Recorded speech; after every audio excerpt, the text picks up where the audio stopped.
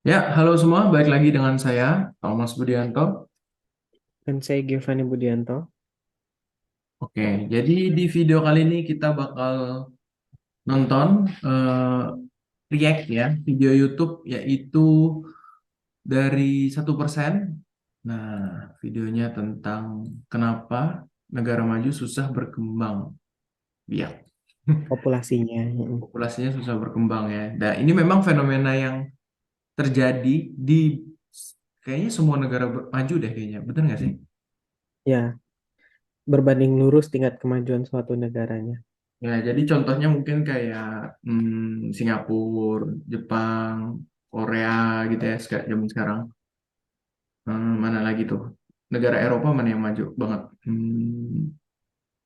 Swiss gitu, gitu mungkin. Skandinavia. Skandinavia, ya, negara-negara di Eropa situ juga. Nah, Amerika juga. Amerika maju nggak sih? Amerika juga kayaknya angka angka kelahirannya Turun. rendah, cuman imigrasinya masih Oh ya, menopang. imigrasinya masih kuat ya. Banyak masih negara-negara berkembang masuk ke situ ya.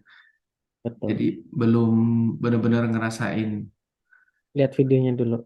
Because we already into topics now. Oke, oke, oke. Kita bakal nonton. China. China. China. China, the factory of the world. The world's most populous country is facing a crisis. China's population is aging. Fertility rates are at an all-time low. Gender imbalance in China. Rapidly rising number of older people in the population. Oh ya, Cina juga ya. Cina juga masuk negara maju dan yang dulu berkembang banget sekarang malah turun.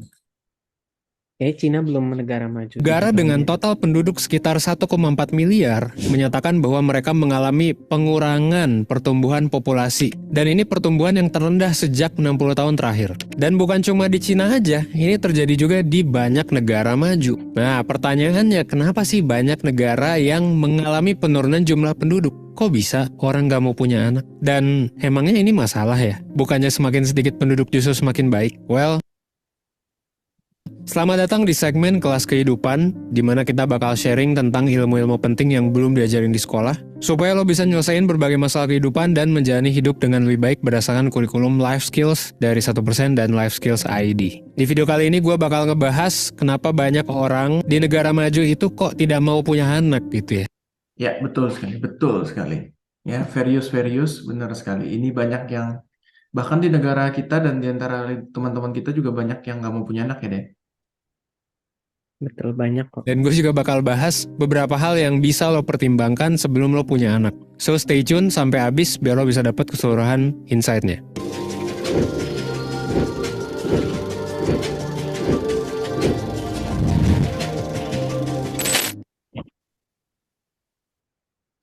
Ada satu indeks yang bisa ngukur kestabilan pertumbuhan populasi di sebuah negara. Itu adalah fertility rate. Fertility rate adalah rata-rata jumlah anak yang dilahirin di suatu negara. Kalau angkanya misal 3 nih ya, berarti satu perempuan itu melahirkan 3 anak. Nah, angka ideal adalah 2,1 anak per perempuan. Jadi satu keluarga atau satu perempuan tuh udah 2 anak aja. Yang jadi masalah adalah sekarang banyak negara maju yang fertility rate-nya itu di bawah rata-rata. Amerika Serikat, Cina, Jerman, Jepang, dan beberapa negara maju lainnya tuh bahkan di bawah 1,4. Tapi kok bisa ini tuh rendah gitu di negara-negara terutama negara maju? Ini perlu dijelaskan nggak sih fertility rate? Orang ngerti kali ya. Jadi kayak Harus sepasang sepasang itu ngelahirin 2 anak gitulah ya. Yang idealnya. Tapi 2,1. negara maju banyak yang di bawah 2. Nah, salah satu penyebab kenapa negara maju susah punya anak adalah simpel sebenarnya. Gue berhipotesis bahwa ini adalah hasil dari urbanisasi dan perkembangan di perkotaan. Duitnya mahal coy. 生活費が高い。働いてて、特に東京とか Punya anak そういうところ mahal. がいっぱいあって面白いから。 Banyak orang pengen pindah ke perkotaan tentunya ya. Sama kayak di Indonesia, banyak yang mudik gitu kan.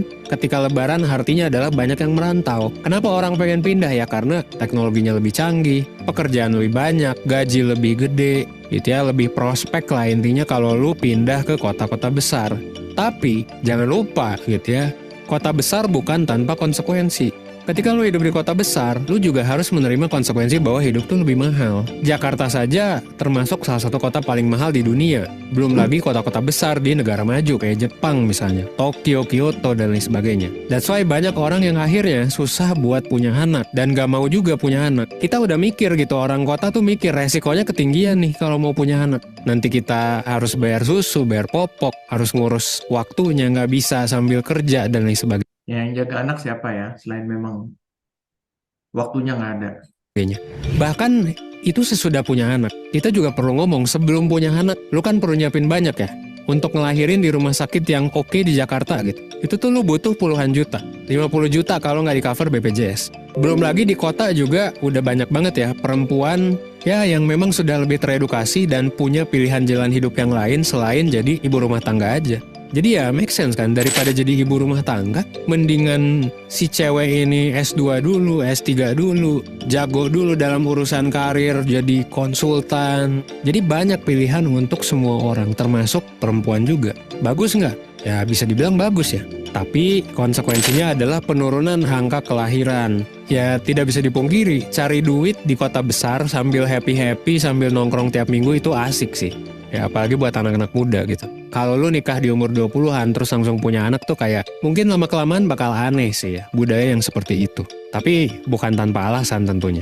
Aneh, nggak aneh lah menurut aku. Pilihan hidup kan. Kalau muda punya anak, satu anaknya lebih kemungkinan nggak ada kelainan dari lahir, ya kan? Karena kan semakin tua semakin bahaya juga ibunya melahirkan.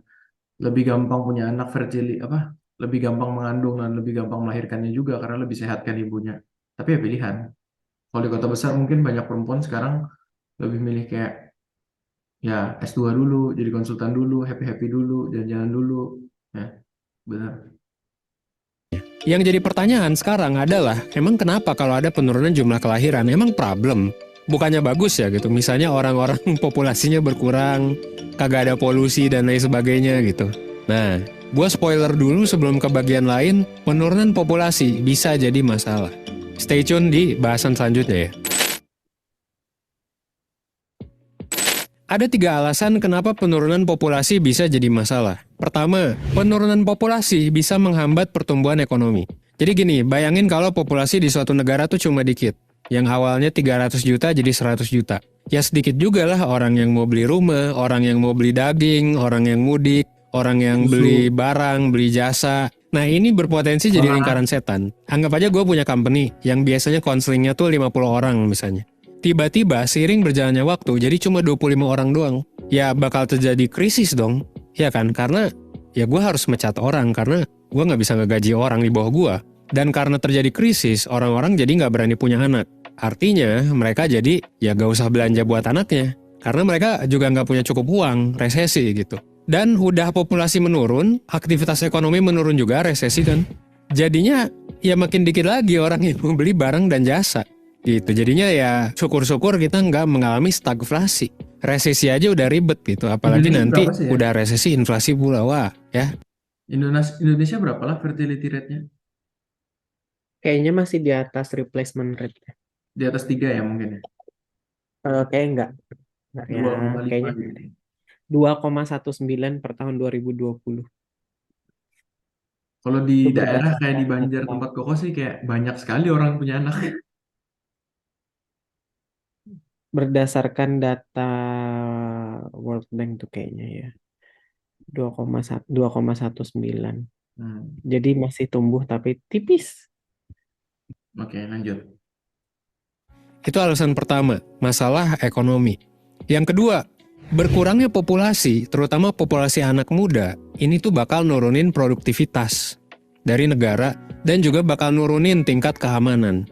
Kalau misalnya lebih banyak orang tua atau pensiunan, lu kebayang nggak apa yang akan terjadi? Ibaratnya di Indonesia nih, lebih banyak orang yang umurnya 50-60. Akan ada banyak penyakit nggak? Kayak misalnya obesitas, diabetes, akan makin banyak. Keamanan tuh bukan cuma keamanan nanti banyak maling gitu ya, tapi juga keamanan sosial gitu, kesehatan. Itu tuh baru di level individu dan keluarga aja. Di level industri, kalau misalnya orang udah tua-tua semua, ya mereka kerjanya mungkin nggak bakal satset anak-anak muda gitu ya. Terus juga di keamanan negara juga, ya siapa yang mau jadi tentara? Dari segi produktivitas, dari segi keamanan menurun. Nah yang ketiga, dengan populasi semakin sedikit, chance untuk orang-orang jenius juga makin sedikit. Jadi orang jenius lahir tuh makin kecil chance-nya. Ibaratnya gini, kalau orang jenius tuh lahir dari 1000 bakal muncul 10 gitu ya. Ya kalau cuma 100 bakal muncul 1 loh, ya kan? Kalau orang jenius itu sedikit di Indonesia, apalagi orang jeniusnya ini kayak ada di Indonesia nih, tapi cabut karena krisis ekonomi, ya Indonesia makin fuck up gak sih? Itu kan? Jadi kalau nggak ada keturunan ya gitu. Akan lebih sedikit Ngomongnya kenapa gaul bener lah. Ngomongnya gaul bener, narasi yang bawa suaranya. kreativitas, inovasi, orang jenius yang lahir gitu. Dan dengan adanya resesi, ya orang-orang juga bakal cabut ya sih. Ya mendingan gua ke negara lain yang lebih normal gitu. Ya kan?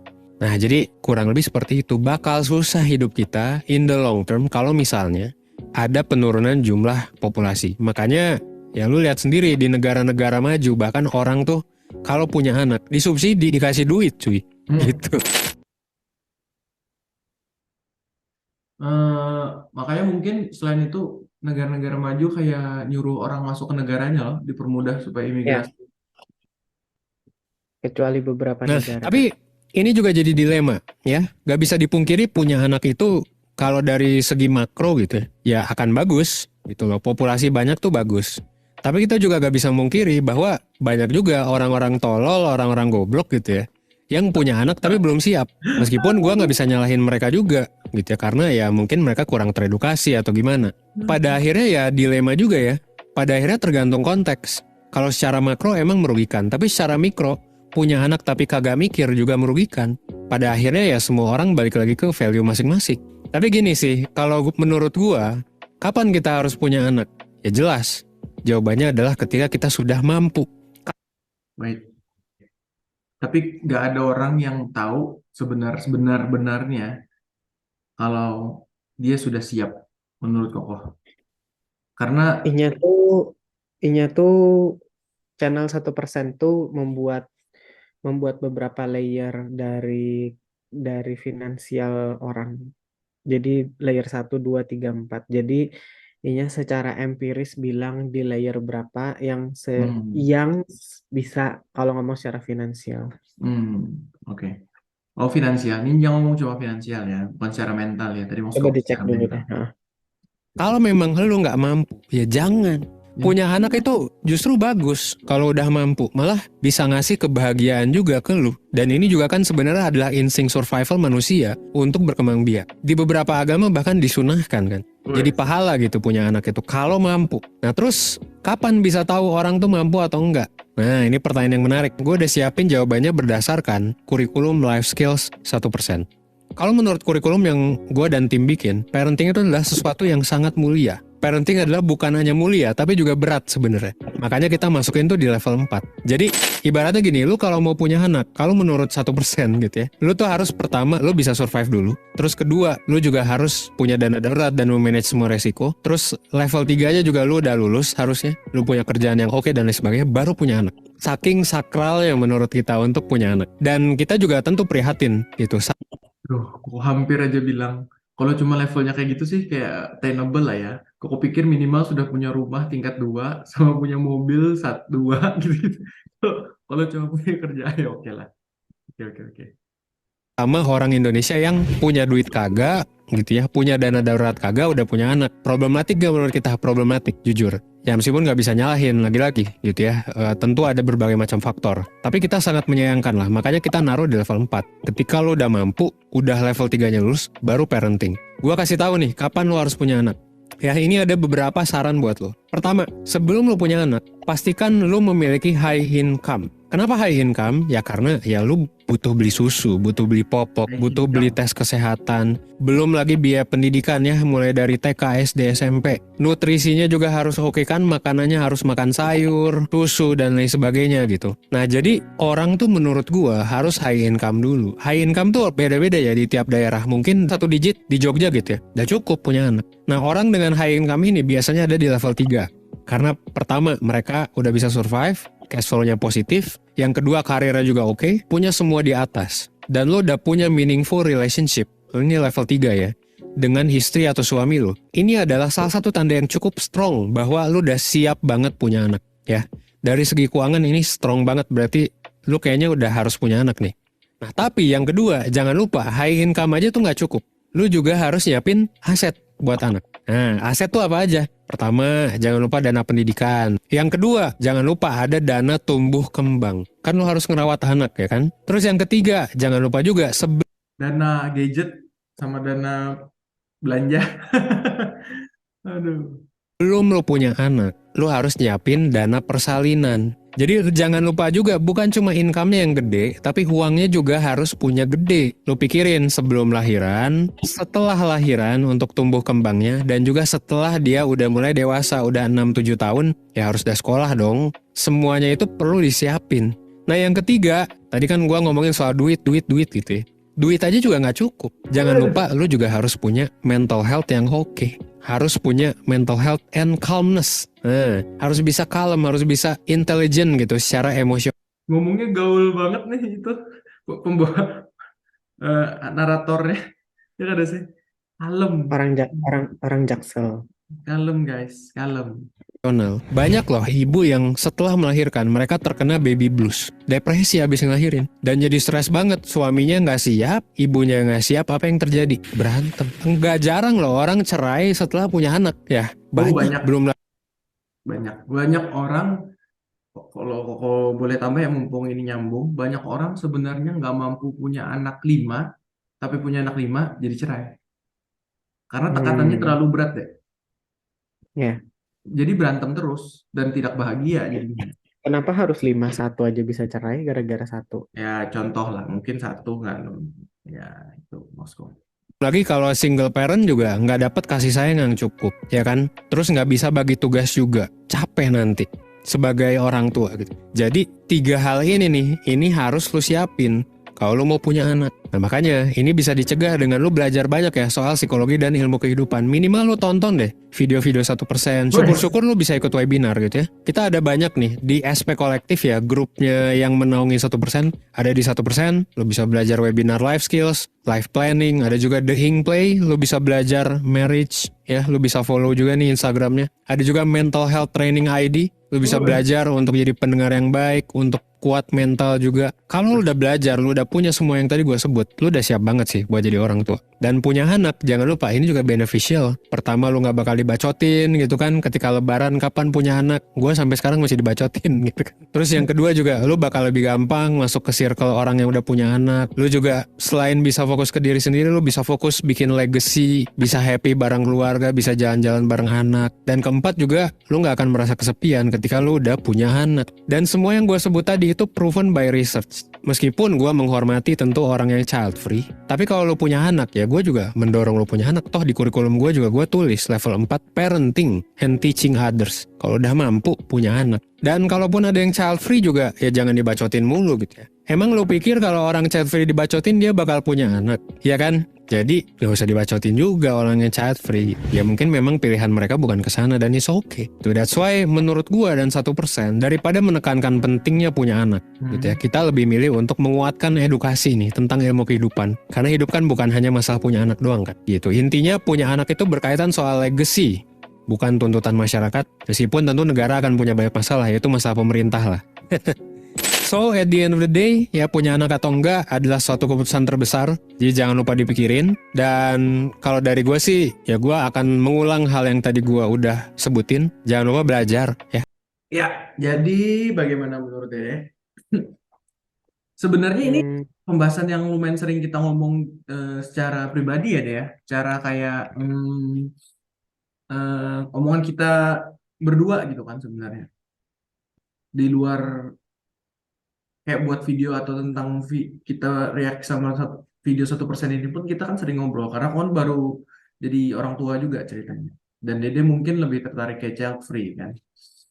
Iya betul. Jadi gimana menurut Dede? Oh, Ya, Dede child free dong. Dede kan punya Kellen. oh iya. Nggak, maksudnya secara tradisional, secara biologis saya memilih untuk child free. Secara biologi Gitu. ya.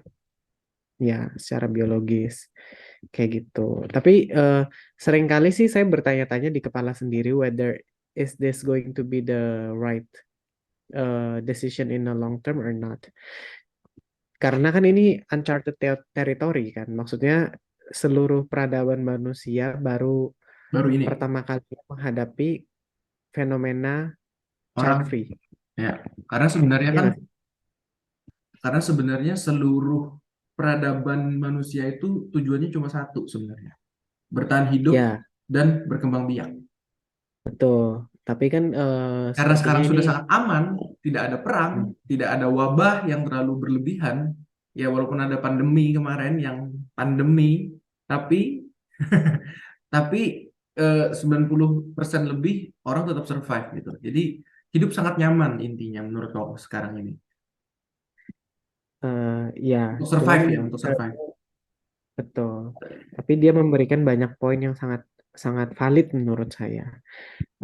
Poin utamanya adalah yang kalau mau punya anak tuh harus banyak dulu pertimbangannya, bukan karena tekanan sosial, itu sangat sangat sangat sangat betul. Bukan karena cuman Ditanyain, diomongin kapan orang punya anak? kayak gitu, ditanyain atau dibilang nanti mempermainkan Tuhan kayak gitu kan, kayak ya gitulah. Karena banyak sekali on the contrary, banyak sekali orang yang tidak bertanggung jawab terhadap kehidupan gitu loh.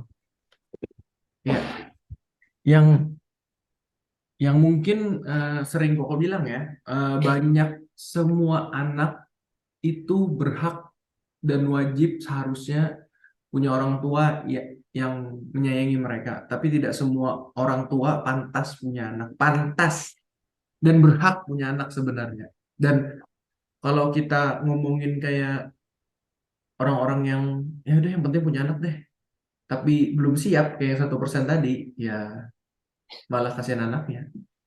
Ya, atau punya anaknya berlebihan kayak gitu. Itu kan Itu juga perempuan ya. mm-mm. Jadi ya itu justru sebenarnya saya sebagai untuk saat ini golongan child free akan bilang itu sangat lebih tidak bertanggung jawab jatuhnya gitu. Ya, kalau Koko bilang bahkan kalau orang punya anak itu sebenarnya luxury Betul betul karena betul. punya anak itu ya kayak Koko bilang eh, itu kemewahan sebenarnya punya anak itu bukan beban karena punya anak itu legacy kan sebenarnya kita sudah terlalu enak sudah terlalu sudah maksudnya bukan terlalu enak maksudnya kehidupan kita sudah enak dan kita mau buat legacy istilahnya dengan punya anak dan itu kemewahan. Bukan terlalu enak loh. Kehidupan manusia belum pernah lebih enak dari sekarang. Betul, betul, betul, betul. Jadi kayak kalau punya anak itu eh, apalagi kan HAM, kita sudah ada HAM, sudah. Jadi maksudnya harus harus benar-benar bertanggung jawab orang tuanya karena nggak ada anak yang kepengen minta dilahirkan sebenarnya. Iya kan? Jadi kalau orang tuanya nggak mampu dan nggak bertanggung jawab kayak contohnya kayak anak-anak yang disuruh minta-minta, disuruh ngemis, disuruh jualan di pinggir jalan, itu kan berarti sebenarnya orang tuanya nggak mampu, ya kan? Itu Atau yang disalah-salahin, dianggap beban, jadi nggak bisa kerja gara-gara ngurus anak, katanya kayak gitu. Kan kasian banget anaknya kalau jadi dibilangin nyindir gitu. seseorang. Loh, bukan, tapi bener kan banyak kan maksudnya yang Ya, kayak gitu, yang kayak gara-gara jaga anak jadi nggak bisa kerja dulu, wanita karir tiba-tiba kok jadi gini lah. yang mau punya Kayak anak gitu siapa? tuh kan kasian kan. Kasian gitu loh anaknya. Tapi mungkin bisa juga dibilang kalau dibilang kayak yang mau punya anak siapa, dia bilang aku waktu tuh bikinnya nggak kepingin sih punya anak, nggak jadi, nggak tahu aja tuh jadi. Bisa Itu sih sebenarnya ya itu goblok sih sebenarnya menurut Koko. Zaman kayak sekarang gitu. kebobolan itu menurut Koko, sorry to say ya, siapapun orangnya itu kebodohan hakiki sih menurut Koko, goblokan hakiki. Zaman sekarang tuh bisa kontrasepsi banyak sekali, kondom dijual di mana-mana. Plan B, plan B itu apa ya? Ya obat setelah sehari setelah melahirkan, Ya, setelah berhubungan bisa supaya nggak morning jadi pill. juga ada ya walaupun di Indonesia kayaknya nggak dibolehin ya aborsi. Cuman Kayaknya boleh kalau kalau itu kalau suami istri. mengancam jiwa ibu, kalau nggak salah ya. Ya kalau eh, di luar pernikahan kan kayaknya nggak boleh kalau nggak salah. Ya pokoknya banyak lah sekarang caranya kontrasepsi banyak. Abis itu kalau pakai tanggalan mens kan juga bisa. Abis itu keluar dari di luar jangan keluar di dalam juga menurunkan ya banyak lah maksudnya. Kenapa masih bisa kebobolan gitu loh? Itu itu makanya aku mikirnya kadang kayak mungkin kita orang yang berpendidikan ya, Dek. Jadi kita tahu gitu kan. Kenapa orang-orang yang punya anak tuh malah kebanyakan orang yang sorry to say bodoh gitu loh. Nggak mikir. Bener gak sih? Bener gak sih deh sebenar-benarnya? Orang itu bodoh gitu. Malah dikasih Nah, ya mungkin. sebenarnya itu menggarisbawahin kenapa adanya perbandingan lurus, garis lurus antara eh, negara semakin maju, semakin sedikit anaknya. Karena pendidikannya sudah makin maju. Orangnya lebih berhati-hati Gitu. punya anak ya. Masyarakat Lebih banyak duduknya. pertimbangan. Betul. Tapi semakin tidak maju negaranya, biasanya masyarakatnya semakin bodoh, biasanya. Karena masyarakatnya semakin bodoh, maka Punya semakin anak banyak asal. kebobolan-kebobolan. Gitu. Oh iya, Atau ada juga beberapa faktor kayak agama dan segala macam kan bisa kan.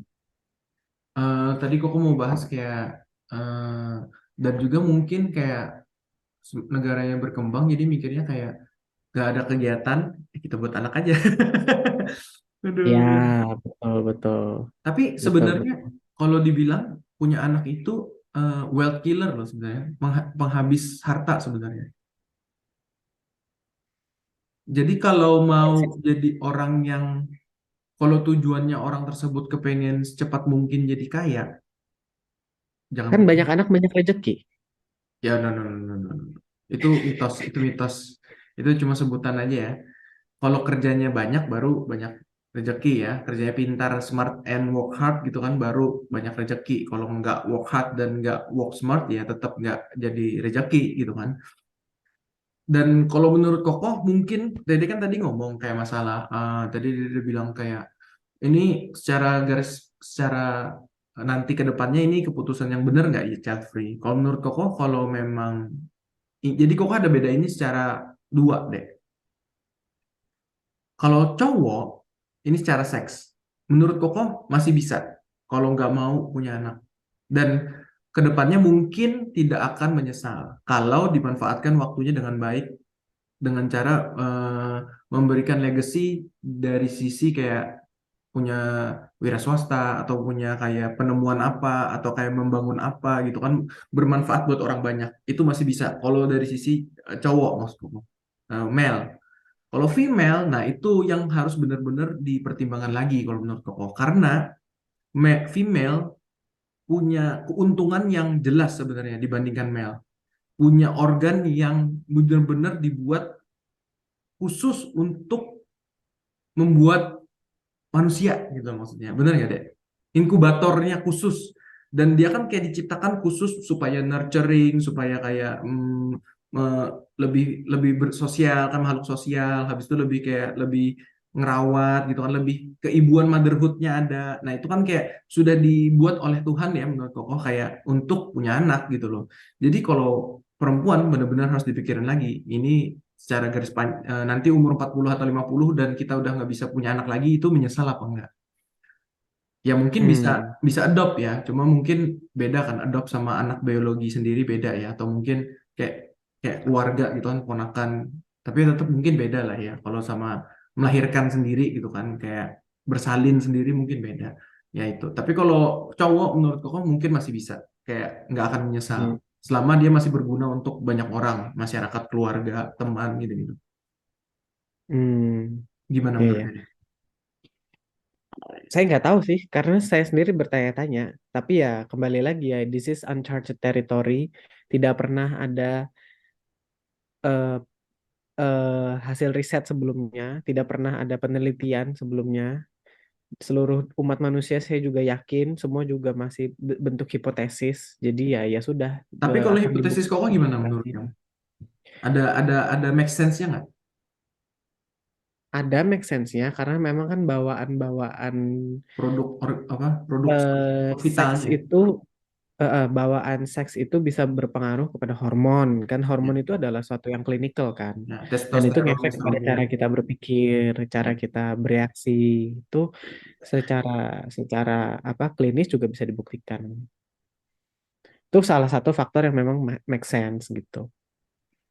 Ya, nah ya itulah menurut Koko. Jadi memang Koko sendiri kan kayak mikir kan, Koko kan tanya sama dia juga berapa kali kayak sebaiknya Koko punya anak lagi apa enggak. Kayak kan Nana mumpung masih fit lah ya, masih optimal kalau mau punya anak lagi kita kan. Koko juga masih mungkin sanggup gitu kan. Tapi ya benar-benar harus dipikirkan punya anak tanggung jawab yang besar dan kalau sudah punya anak itu pesannya buat semua orang kita sih nggak bisa kayak egois Oh iya lagi. ya, selesai. Ha-ha. Terus karena tadi yang dibahas itu masalah finance kebanyakan ya, Ya, eh, pesan juga sih mungkin buat orang tua yang lain yang mungkin kalau finance-nya udah bagus, kalau bisa juga jangan mentang-mentang finance-nya bagus terus habis gitu punya banyak atau gimana, karena karena membesarkan anak nggak cuma pakai uang, tapi juga pakai pendidikan dari orang tuanya sendiri, memberi contoh, nurturing, arahan, mendisiplinkan. arahan. Kalau semua diselesaikan dengan uang, wah kacau. Biasanya saya sering ketemu sih orang kayak gitu. Jadinya kacau anaknya. Oh iya banyak banyak gitu. Iya, iya, Terus sih kalau betul-betul. saya sarankan sih dua aja kali ya, karena kan orang tuanya tetap cuma dua. Walaupun punya anaknya sampai tujuh atau delapan atau sembilan atau sepuluh, susah loh. Ya Karena susah. orang Tapi tua bisa cuma deh. dua. Tapi bisa kok menurut kamu. Tapi Kalau bisa, tapi bisa. kalau Uang kan duitnya cuma banyak satu. masih oke lah. Karena mungkin hmm, jadi dia bisa membeli waktu orang deh, orang lain buat kayak Betul, buat assist ya, kalau ngomong. betul. Tapi secara Persis. kayak Betul. mendisiplinkan, mengarahkan, menyayangi ya tetap harus orang Ya, tua sendiri. cuman kan orang tuanya dua kok. Kita ngomong matematika orang tuanya dua. Kalau anaknya sampai kayak 5, 6, 7, 8, 9, 10, Ya, logikanya gimana caranya kita bicara antara 2 sama 10 coba. ya memang pasti ada batasnya sih. Yang optimal mungkin tiga, Heeh, dua atau tiga, habis itu empat semakin sedikit perhatiannya semakin sedikit kan karena semakin berbagi. Lima sudah kayak udah exactly. tidak optimal, enam sudah sangat tidak optimal, tujuh sudah ya mungkin ada kalau ada penelitiannya mungkin ada batasnya ya, range maksimumnya berapa gitu. Aku rasa tiga Se- mungkin masih bisa. seberapapun seberapapun uang yang kita punya untuk membeli waktu orang, kan waktu kita sendiri juga dibatasin. Ya 24 jam ya. Iya, sehingga saya nggak tahu ya, ini menurut saya pribadi, tapi ya terserah ya, kembali ke orang masing-masing. Tapi menurut saya pribadi nggak cuman uang doang come into play. Ya bener sih, bener. Karena saya juga kenal sendiri kan, Banyak kayak asal gunakan uang, wah kacau loh. ya, Kalau seandainya nggak jadi kacau anaknya, ya syukur tuh. ya banyak sih. Tapi kalau kadang impact orang tuanya besar apa enggak juga pengaruh. Maksudnya kayak orangnya benar-benar tegas sekali atau benar-benar sangat penyayangi sekali atau jadi itu beda-beda sih memang per orang. Cuma ya harus bijaksana, bisa bedakan kemampuannya seapa gitu kan. Kalau orang yang teguh banget apa prinsipnya gitu ya, bisa pasti bisa gitu kan. Mungkin mungkin bisa, cuma ya memang ada batas maksimalnya lah. Mungkin kayak tiga, empat gitu. Lebih daripada itu kayak udah nggak efektif lagi gitu kan. Hmm, Lagi udah sesak deh, jangan jangan jangan nambah banyak-banyak. ya, ya, ya, ya. Itu ya. Jadi Indonesia sih merasa kokoh masih bagus. Kayak kita kan sekarang menuju negara maju karena penduduk kita banyak kan. Jadi GDP Ya, kita tinggi kan. Walaupun mata kan uang kita, hitungannya harus per kapita.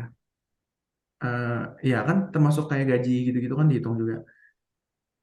Eh, Walaupun mata uang kita hancur sekali dibandingkan mata uang kita nggak ada artinya, tapi ya menurut Koko karena ngelihat eh, di lu di negara di kota-kota besar semakin sedikit orang yang mau punya anak dalam artian child free, kita juga bakal menuju kayak Singapura, Jepang, Spain, Kanada, Amerika gitu-gitu sih kayaknya.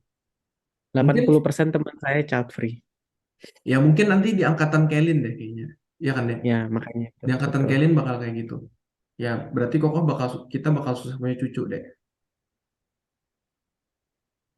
Tapi kok Ya, pengen loh, walaupun satu kayaknya. Oke, kalau ya, gitu ya teman-teman, sampai sini dulu. Ada lagi deh yang dibahas. udah itu aja. Itu aja ya. Oke, jangan lupa subscribe, like, dan komen. Dan menurut kalian kayak gimana? Sampai sini dulu videonya. See you at the next video. Bye.